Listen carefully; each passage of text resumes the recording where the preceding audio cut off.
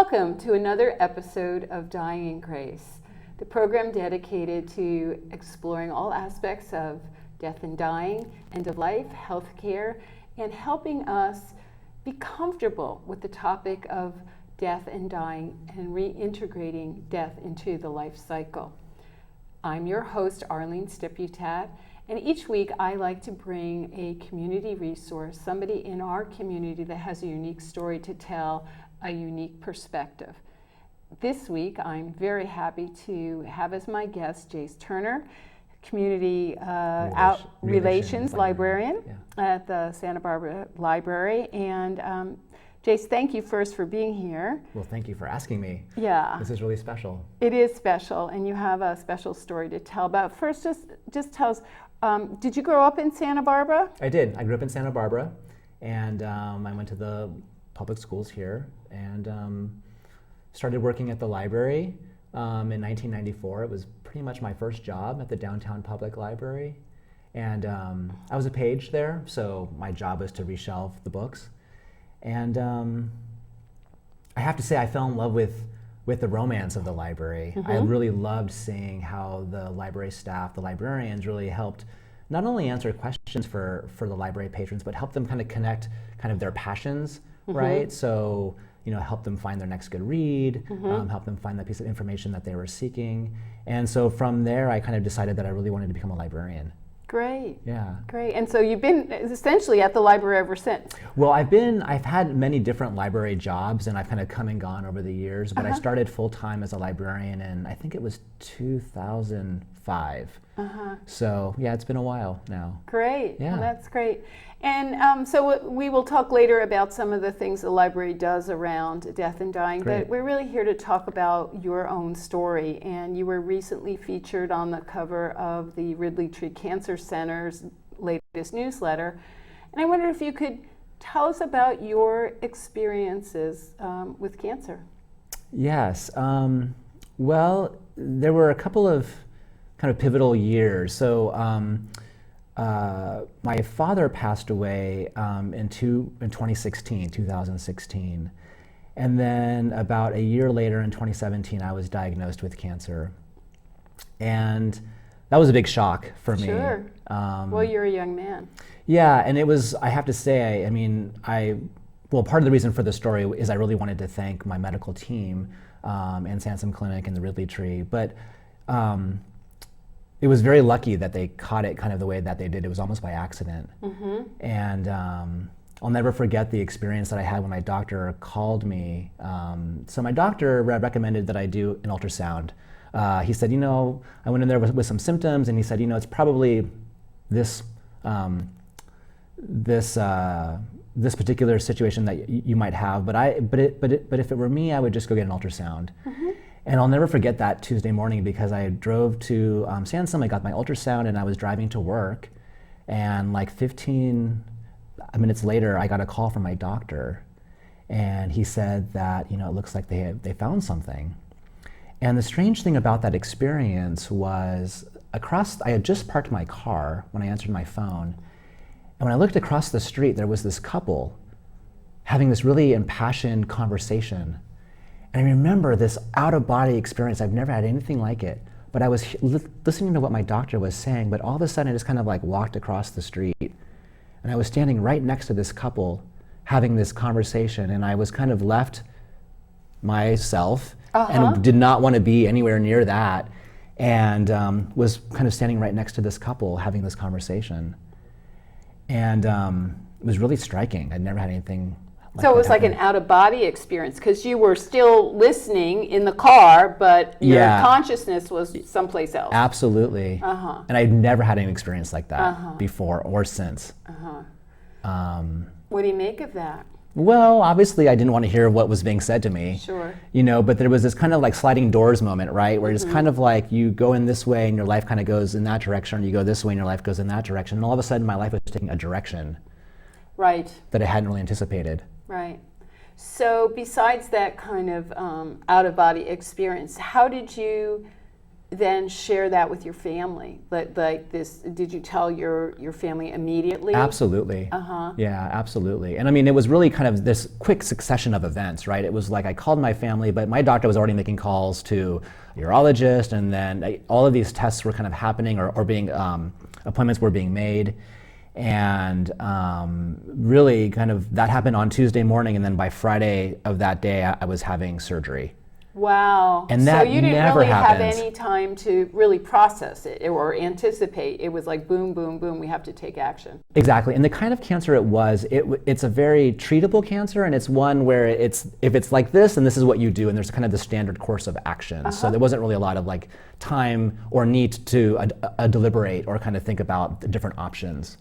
I mean, they were made available to me, but it was pretty clear that this is what This these is are the steps. standard routine that Exactly. you do.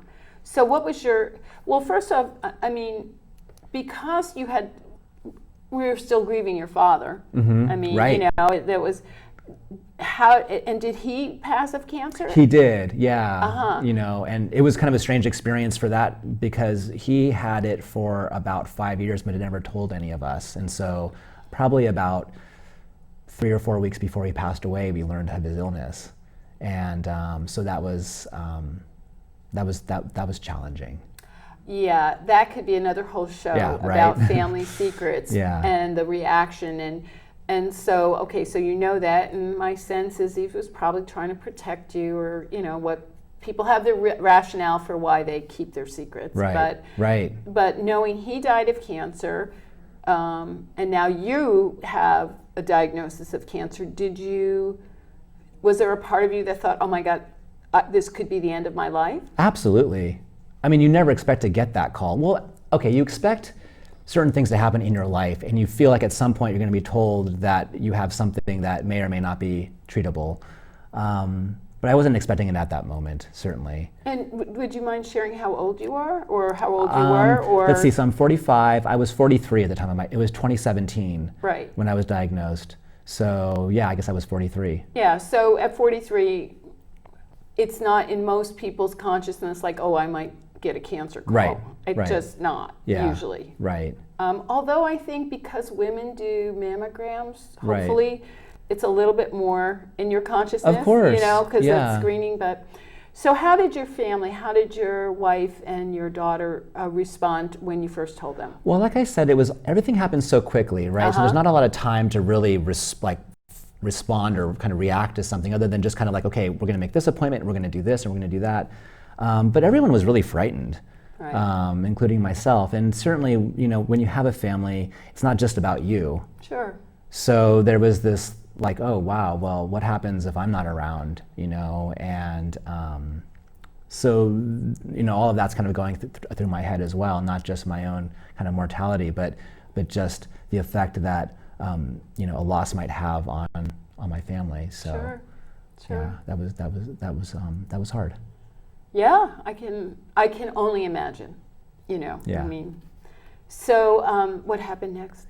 Well, so typically what happens is, you know, you have the surgery and then they do a biopsy, and there's this waiting period. And so you become really kind of familiar with the waiting period, waiting for test results, which is probably the most frightening part of all of this, honestly. Yeah, because it's the unknown. It absolutely is. And there's this, and not knowing something, and we don't know a lot of things in our lives, right? But not knowing whether it's going to be this kind or that kind or this stage or that stage, all of that is just, you're just kind of waiting for your fate to be delivered in this really strange way.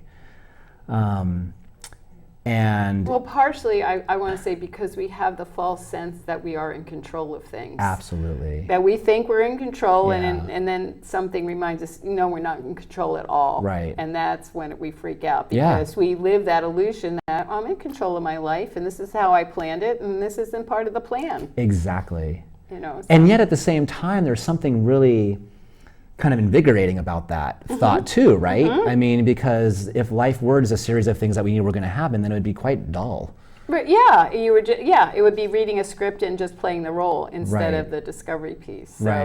So, so take us through the treatment. So you're waiting for the biopsy results. Right. So I had the surgery, and you know, it was just kind of a little bit of waiting, and I was recuperating from the surgery, and this time is really special in my life because everything is so alive.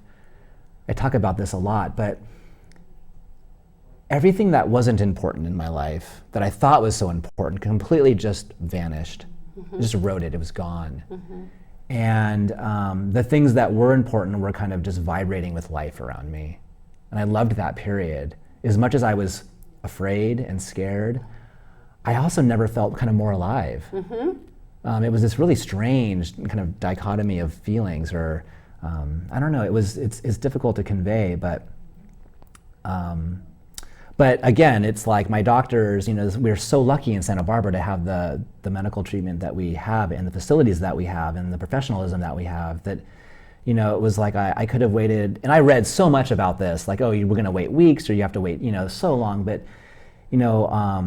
on a weekend, like Sunday night or whatever, my doctor called to say that, they had the results of the biopsy. And again, this is kind of going way above and beyond, right? Yeah, they just wanted you to know as soon as they knew. Absolutely. Yeah, that's very kind. And it's just one of those things where it's like they're just doing their job every single day, and yet to think that, here I am on the other end waiting. Sure. Right? Yes, that's really important, because it can, in my experience with hospice, to remember beginner's mind, that for you it's routine, for them it's brand new. Exactly. That's very hard to keep in mind when you are. I worked at the Alzheimer's Association too. It's like, yeah, I understand about dementia, but you don't. This is brand new territory for you, and it's terrifying. So. Right. So, okay, so then what? So, I kind of find out that it looks pretty good. They caught it early, so things were kind of like, okay, so this looks like it's all good news. It's like everything seems positive, right? And life again kind of started to, after a few weeks, kind of roll back into the usual routine, and that buzz and that glow that I was feeling kind of dissipated a little bit, and that was hard to hold on to. You're not the first guest on the show that has had that experience and said, people say you're forever changed, but it was so hard. Same thing. Yeah. Same thing, like that euphoria, that preciousness at the moment kind of gets eroded. It's like, how do you hold on to it? It feels like grains of sand kind of falling through an hourglass, it's just kind of like slipping away, and then it's gone. Right. But then, of course, with cancer, it's like, okay, well, then you have your 3-month CT scan. Right. And so a series of things happened around that first 3 months. So leading up to my first 3-month CT scan to see if the cancer had spread, because they really didn't know.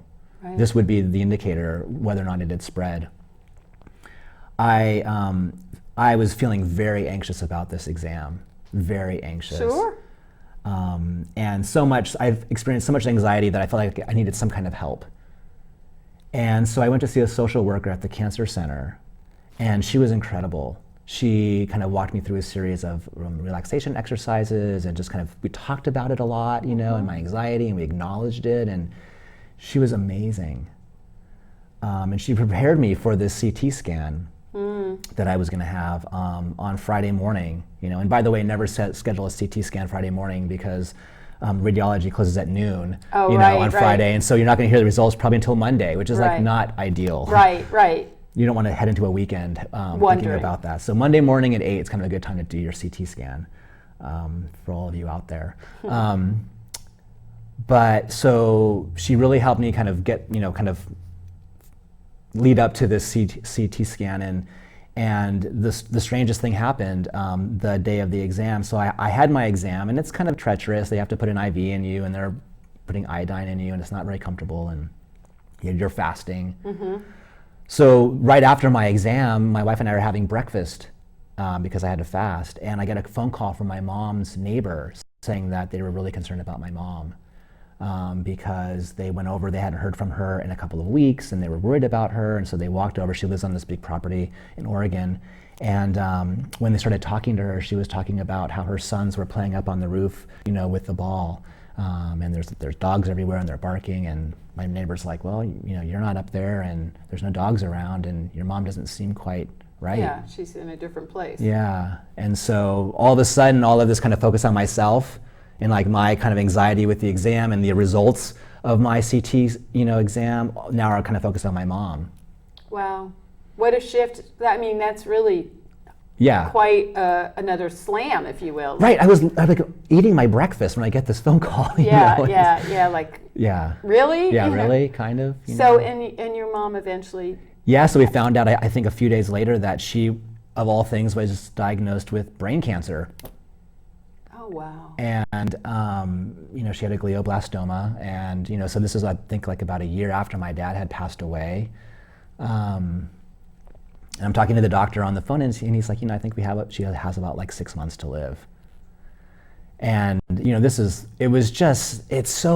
I think about it right now, I'm kind of going through all those emotions again, because it was so shocking. Of course. To be so wrapped up in myself, in my own health, and all of a sudden kind of feel like, oh my gosh, wait a minute, like there's this other.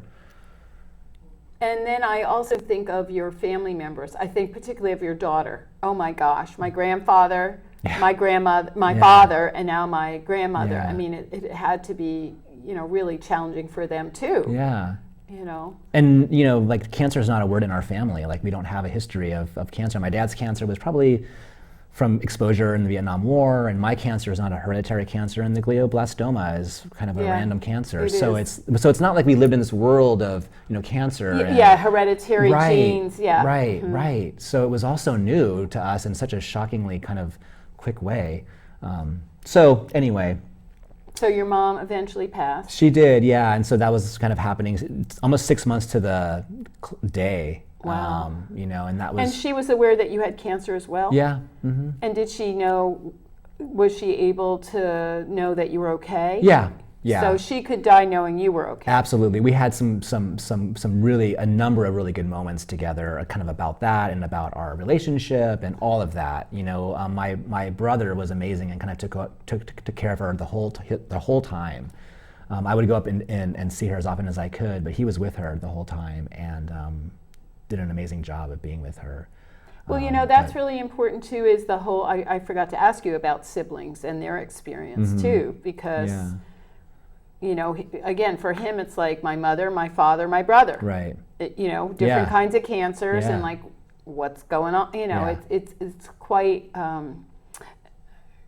It's tough, and what I appreciate is that there was dialogue. It's almost like your father keeping everything closed for such a long time, almost invited. We're not going to do that anymore. Right. Let's talk. Yeah, and we did, and it's interesting because we talked a lot.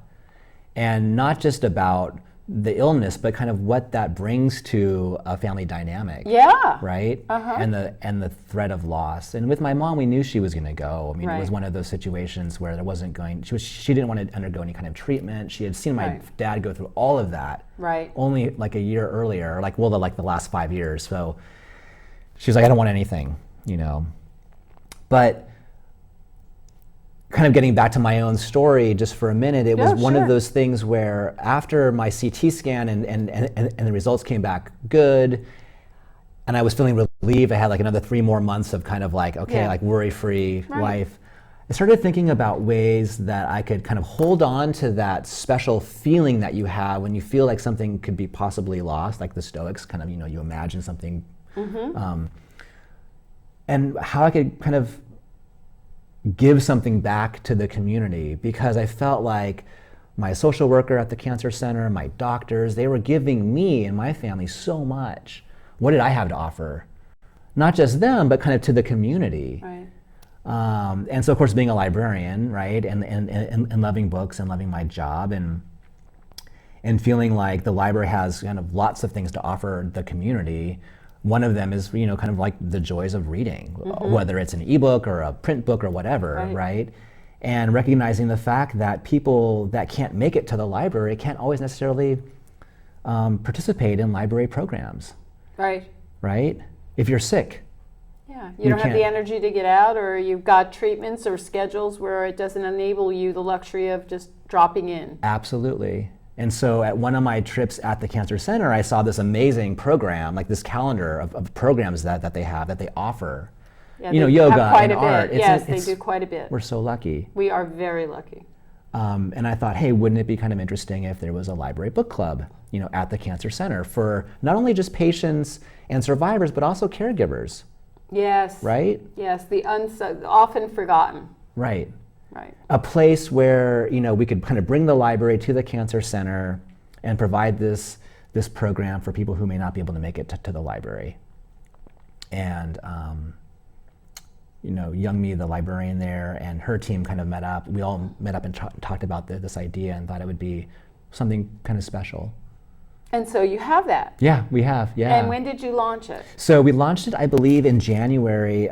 So this last January was our 1-year anniversary. So started in 2018. Yeah, January 2018. And is it only people affiliated with the Ridley Cancer Center, or could somebody from the community drop in there if they wanted to? They can, yeah. So as long as you're a patient, caregiver, or survivor, those are that's your the criterion for participation. Exactly. And it's important to realize too that when Young Me and I were talking about this idea, we didn't want to read books like The Bright Hour, or like when Breath Becomes Air. Because, you don't want to read books about death and dying. About cancer, right? Right. Especially cancer. Right. So one of the things is that we kind of purposely chose books that were not about cancer. Mm-hmm. And probably one of my favorite stories about the Cancer Center Book Club, if I could share it. Sure, please. And I've shared it before, but I love this story so much because it kind of demonstrates or conveys kind of the power of bringing just a simple program, once a month program to the Ridley Tree Cancer Center. One of the book club members who had been coming a couple of times, kind of on and off. Sometimes people come for a while and then we don't see them any longer, But she was there, and we had read Lab Girl by Hope Jarin or Yarn. I'm not quite sure how to pronounce her name. She was here at UCSB, actually. Right. She's a scientist and wrote a beautiful book called Lab Girl. That's a little bit about her life growing up in a lab and then kind of being a scientist herself and the struggles that she faces, also with depression. But in between these chapters about her life and her experience as being a scientist, there are these very poetic chapters about nature and how kind of connected we all are with nature, whether or not we kind of acknowledge it or not. And so after we had this really engaging book discussion about this book that all of us loved, people kind of trickled off and they left. But this one book club member stayed behind, and we were talking, and she was telling me how much she loved this book. And in fact, she loved the book so much that she was determined to finish the book. And it was the first book that she had read in 2 years. Wow. Because of all of the treatment that she was receiving. And she just couldn't concentrate, and she didn't really feel like reading, but she was so in love with this book and so determined to finish it that she did.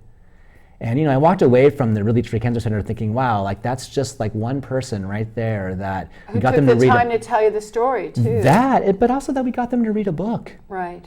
Right, and I think by bringing it there's no efforting that has to happen. It's right here. Just make it as simple as we possibly can. Yeah, and you read what you can, and you can still participate. Right. So it seems like in that year, it's been quite a successful. It has. We tweaked the time. Kind of for the first year, we were doing it in the afternoon, thinking that we would get people that were maybe there for checkups or treatment, and that was good. We've kind of now tweaked it to an after evening hour, like to evening hours at 5:30, just to kind of see if we could get people who might be working, but want to come back and participate in an event. So, but the discussions are so lively, and it's interesting because sometimes the topic of cancer comes up. Sometimes it doesn't. Right. But we all kind of share this thing together, right? This experience, whether you're a survivor or a patient or even a caregiver, So we're all we have this kind of like theme. Yeah. It's so you all have a commonality of experience that's the underpinning. Exactly. And it doesn't have to be part of the discussion because everybody knows. Right. And that's why support groups work. I mean, not that this is a support group, but that is the power of support groups for grief, for unique losses, whatever you're going through, because people, I can empathize. Right. I haven't walked that path with cancer. I have been a caregiver, but not to that extent. Right. So that's beautiful.